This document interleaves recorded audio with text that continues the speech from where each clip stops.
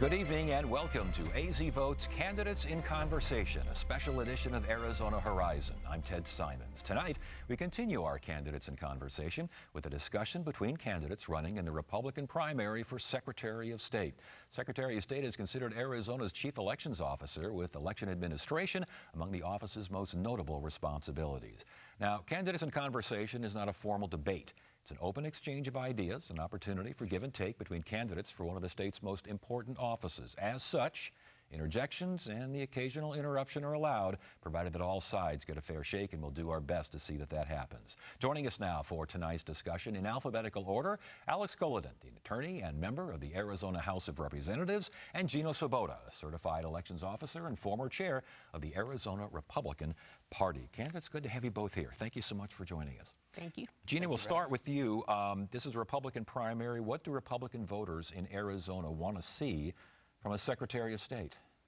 I think they want a competent administrator who provides transparency, reliability, and experience. What do you think, Alex? What are they looking for? Look, Ted, there's no question that trust in our elections here in Arizona is at an all-time low. And that's because Adrian Fontes has not been able to run our elections according to the law. So what the voters are looking for is, first and foremost, someone who knows how to follow the law. They're looking for more transparency and openness in their elections. They're looking for them to be run in an honorable fashion that every Arizona voter, regardless of party, can be proud of. They're not getting that from Adrian Fontes. They will get it from me. In this primary, the voters in this primary, do you believe that they believe that elections in Arizona are rigged?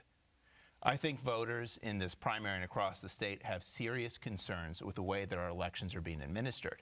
Adrian Fontes has had to be shut down by numerous courts because he's not even capable of writing a lawful elections procedures manual. And the judges have had some rather choice things to say about him. It's no wonder then that voters in this state have a deficit of confidence in both our elections and chief elections officer. Do they believe, though, that elections in Arizona are being rigged? I think a large part of the base believes that. I think we had issues during COVID in 2020. We were outgunned legally in the Republican Party. So, the way I say it is, when people say, was it stolen? I say they were stolen fair and square. We were outmaneuvered in Pennsylvania and Georgia and Wisconsin, and that was changing the rules of the game in the process. In Arizona, we had some issues with administration. Some of it came from the manual from Secretary Fontes. Some of it came from changes in equipment, but we've reviewed them. We've changed the statutes where we could. We have gone to court and reined in what Secretary Hobbs and then Secretary Fontes did in the manual that left gaps, and we just had an amazingly successful election for the Republican Party. So, true or false, this is both of you. Gina, we'll start with you. True or false, Arizona elections are well managed with minor glitches that don't even remotely affect the outcome of votes? Today, I believe that is true. Do you believe that was always true?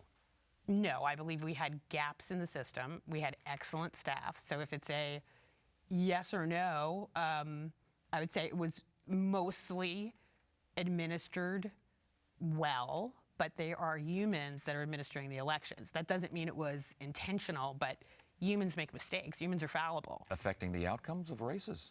Not that we know of, but for example, I will give you Abe Hamadeh in 2022.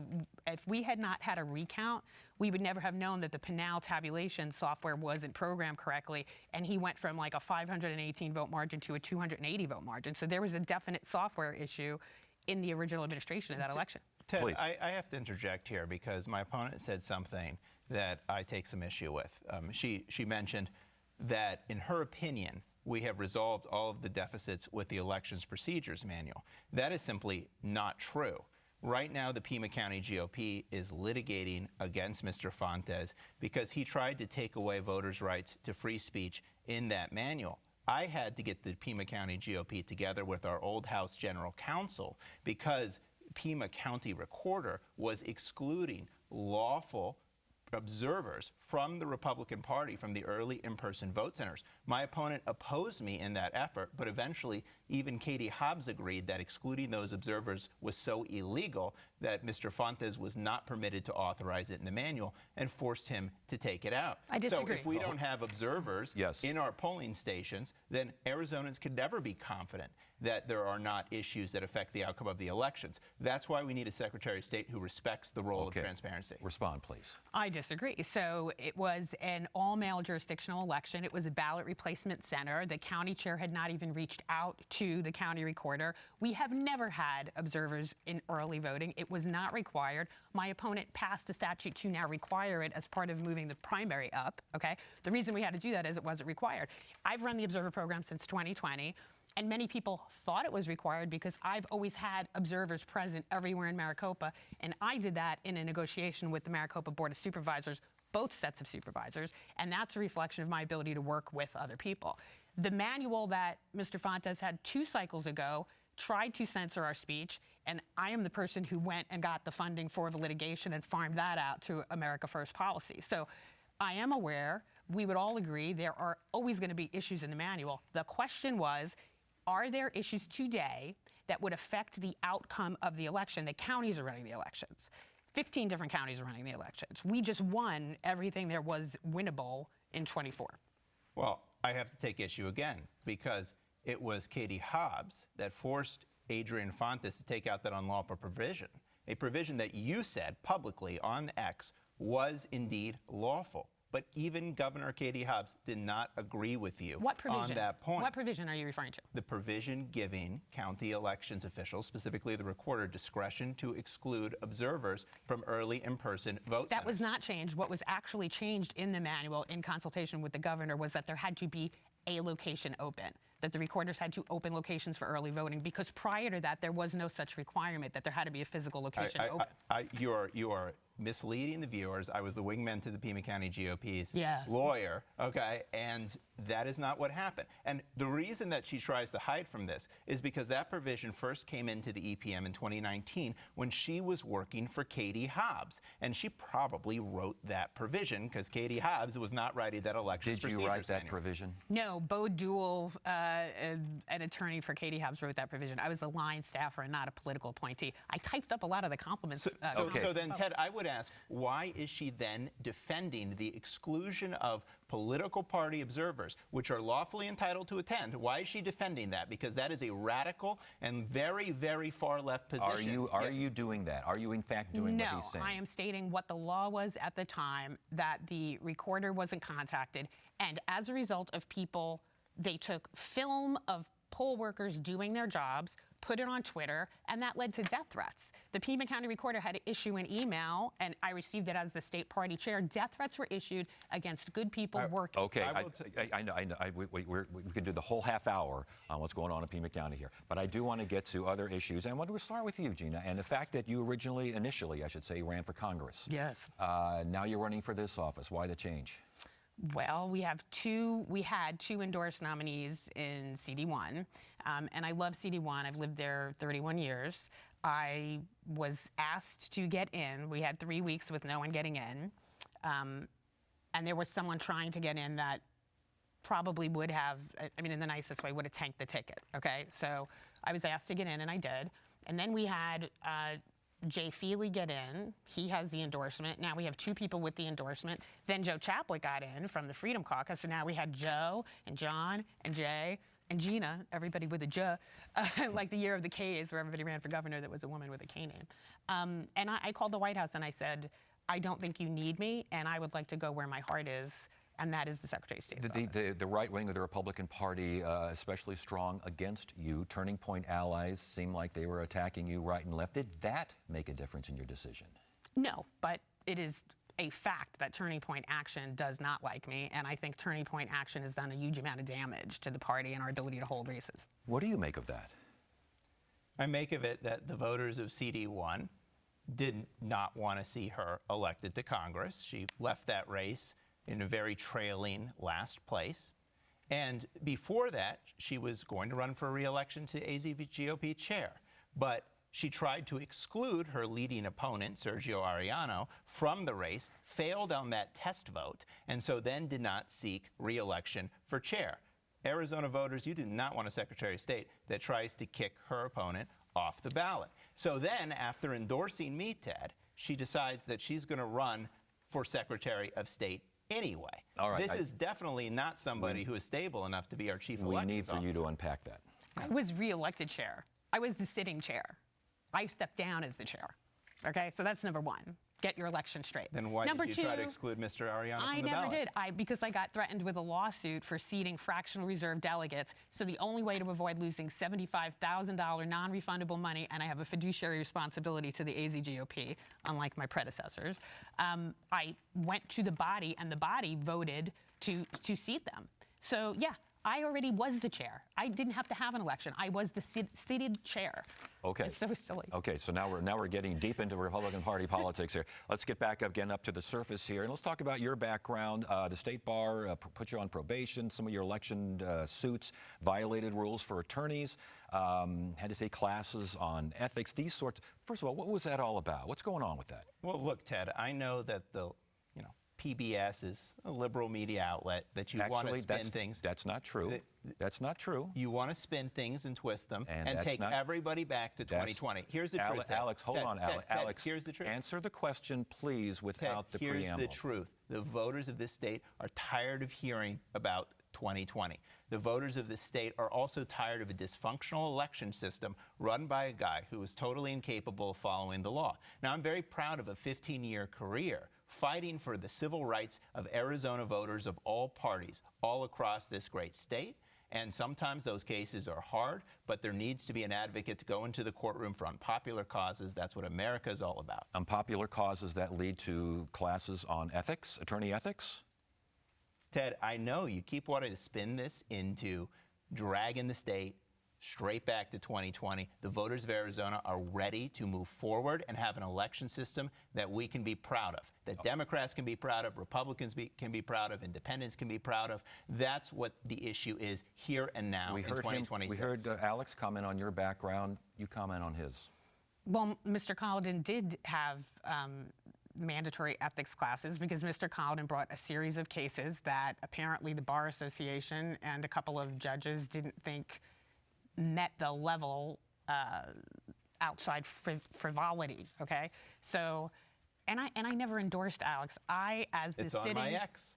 I just retweeted it today. It's You can listen embarrassing to it for yourself. you that you need to fake an endorsement. I've been endorsed by the president 3 times. I don't have to pretend that people endorse me the way you have done multiple times. As the person running for the party chair, I would, of course, endorse whoever the nominee is that wins a primary.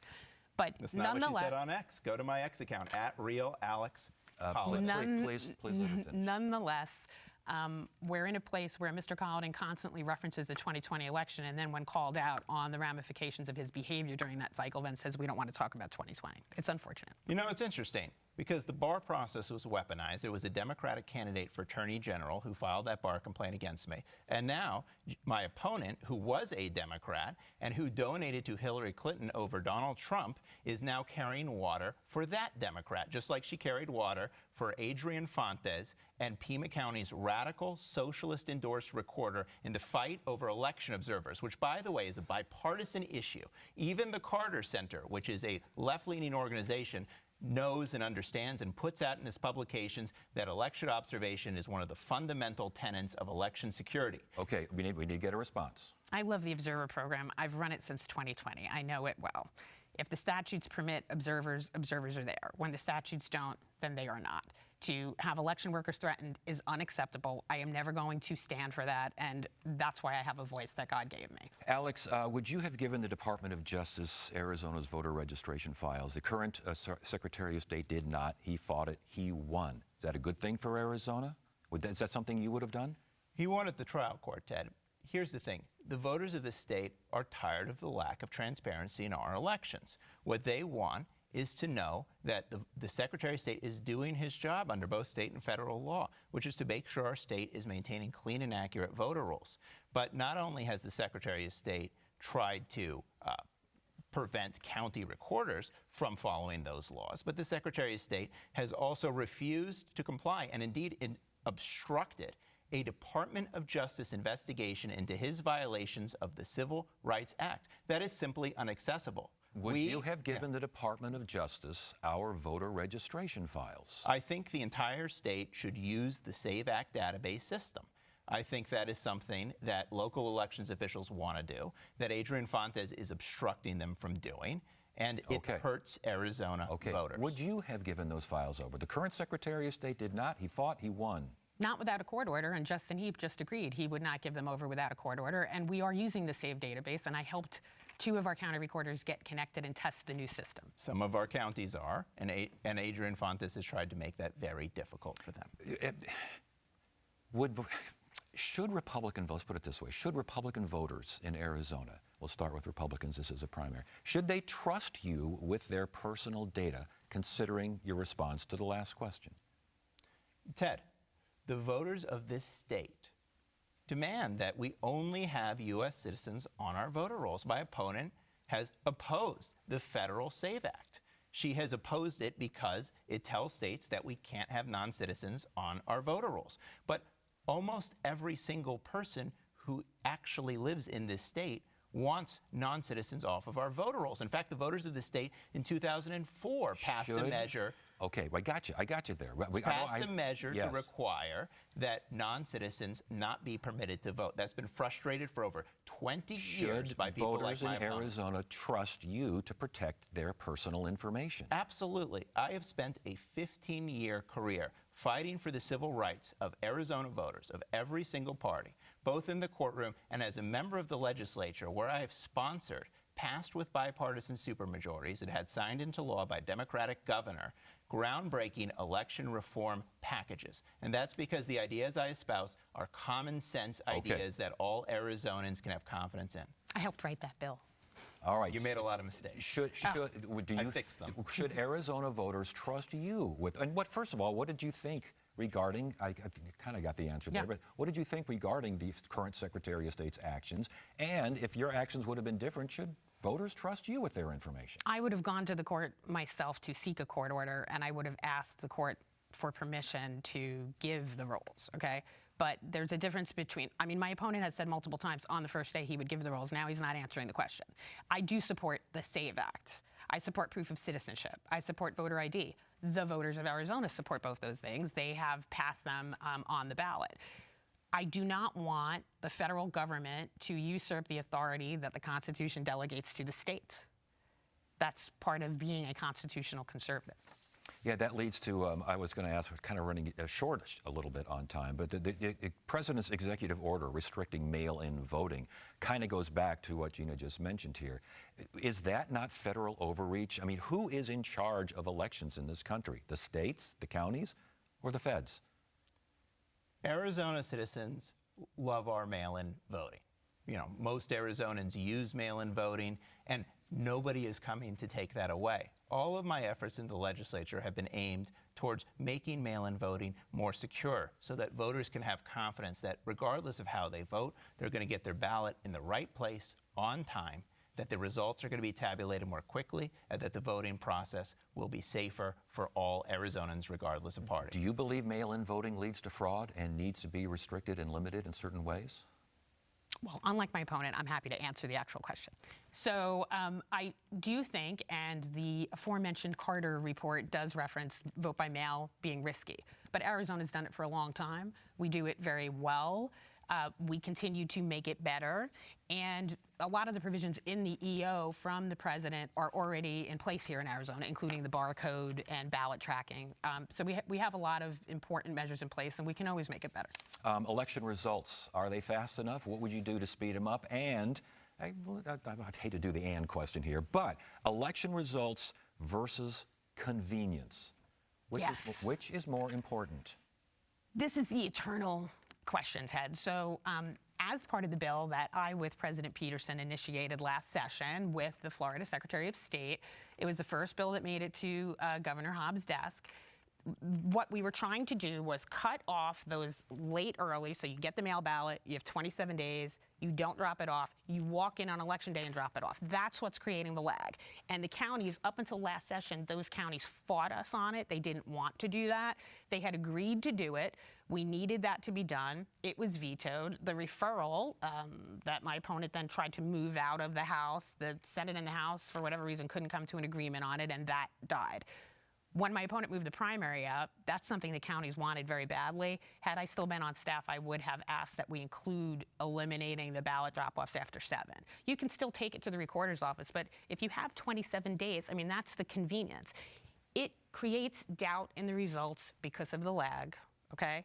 And to avoid people losing confidence in the system, it would be better, in my opinion, if we encouraged people, if you want that mail ballot, actually take it in. Convenience versus basically getting these results in, or getting the winner being announced by AP in quicker. Ted, one thing's become very clear in this debate, which is that my opponent loves to take credit for my work. And maybe it's her great admiration for my work that is the reason that she endorsed me for Secretary of State. But the truth is, we don't have to choose between those two things, because my bill that I want to send to the Arizona voters for you to approve in its current form gets us faster results without inconveniencing Arizona voters in any way, by implementing on-site tabulation of Election Day ballots at every polling place in every county across the state, which is going to get us quicker results without taking away any options from Arizona voters. Why are you taking credit for all of his good work? I was a staffer. On the Senate side, I drafted the bills, and then I would send them to Ledge Council, and then we'd go back and forth. On the House side, I think my opponent drafted the bills, and because he doesn't understand how it works on the Senate side, he's presuming. There are two chambers. The bills get moved together, and there should be plenty of credit to go around. I'll give him all the credit for the referral he's working on now, which will crush mail voting in Arizona and will force That's simply not true. Force the rural counties to do on-site tabulation on Election Day. They do not have that equipment. My opponent has carved out the state constitutional requirement for a pay-for, and it's going to bankrupt our counties if it goes through the way he's drafted. Respond, please. So that is simply not true. And if voters want to see just how much my opponent is attempting to mislead you, they go to the Arizona Legislature's website, look up HCR 2001. You'll see it does not crush mail voting. It does not take away any options for Arizona voters, because we're sensitive to the fact that Arizona voters do value their convenience in voting. And so we wanted to give them an improved process that does not inconvenience them or take any options away in any way. But my opponent is mischaracterizing it in many of the same ways that Adrian Fontes is mischaracterizing this measure. Even though voters can go on the Ledge's website and look at it with their own two eyes, she continues to carry water for Adrian Fontes. This is not a person that we can trust to carry the banner of our party. Carrying water for Adrian Fontes. I'm carrying water for the county recorders because they are the stakeholders in this process, and my opponent is refusing to return their calls when they are calling him. 13 of 15 are calling your office, telling you that they can't implement the way you have that drafted, and you're not calling them back. Let's make one thing clear, Ted. The voters of Arizona are the only stakeholders that I care about. My opponent may care about others. I care about the voters. I want a really fast, like 15, 20 seconds, quick answer here. Voter participation, how important is it for you in office to promote that? And make it quick, please. Extremely important. We know that voter participation in some counties, especially Pima County, is at an all-time low, along with confidence. That's why we need a Secretary of State who can restore lawful election administration. We got closing arguments coming up in a sec, closing statements, I should say. But again, participation, because voter confidence is waning. I'm happy to implement transparency and to be competent, but it is not the job of the Secretary of State to increase get out the vote and turning out the vote. That is the job of the parties. The job of the Secretary of State. We got to stop it right there. We got to stop it right there because you both answered quickly, and I do appreciate that. We have allotted now, and thank you, candidates. We've allotted time for 1-minute closing statements, and going in alphabetical order, we start with Alex Culloden. The job of the Secretary of State is to give all Arizona voters of every party elections that are lawfully administered, trustworthy, honest, and competently run. And when we do that, and we will do that, you will find that voter participation in this state goes to an all-time high. Because what the voters of Arizona have been waiting for over the years since Adrian Fontes has been running some or all of our elections, and over the years where we become a laughingstock to the entire country, What the voters have been waiting for is elections we can be proud of again. I have the track record, both in the legislature and the courtroom, of working on bipartisan election reform efforts, major one, doing the hard lifting in negotiations to get them passed with bipartisan supermajorities and signed by a Democratic governor. I know how to make this system something you will be proud of again and proud to pass down to your children and grandchildren. Thank you, and I humbly ask for your vote. All right, thank you very much. And now the closing statement from Gina Swoboda. It was an honor to serve in the Secretary of State's office under two secretaries. It was an honor to serve as the party chair. I love that office. I know the budget, I know the staff, and I know every part of the office, including business services, the archive, the library. There are many other parts of that office that need to be addressed. One thing I would say, and I just want to ask everybody out there, do you seriously think that my opponent could possibly beat Adrian Fontes in a general election? The answer is no. All right, I guess that's it, candidates. Thank you so much for joining us, and thank you for watching tonight's discussion. Our next Arizona Horizon Candidates in Conversation will be Tuesday, May 19th, as we hear from candidates running in the Republican primary for Arizona Treasurer. That's Tuesday, May 19th at 5 p.m. and again at 10 p.m. right here on Arizona Horizon. And a reminder that all episodes of Candidates in Conversation are live streamed on YouTube at AZPBS Now and can be viewed as well at azpbs.org. That is it for now. I'm Ted Simons. Thank you so much for joining us. You have a great evening.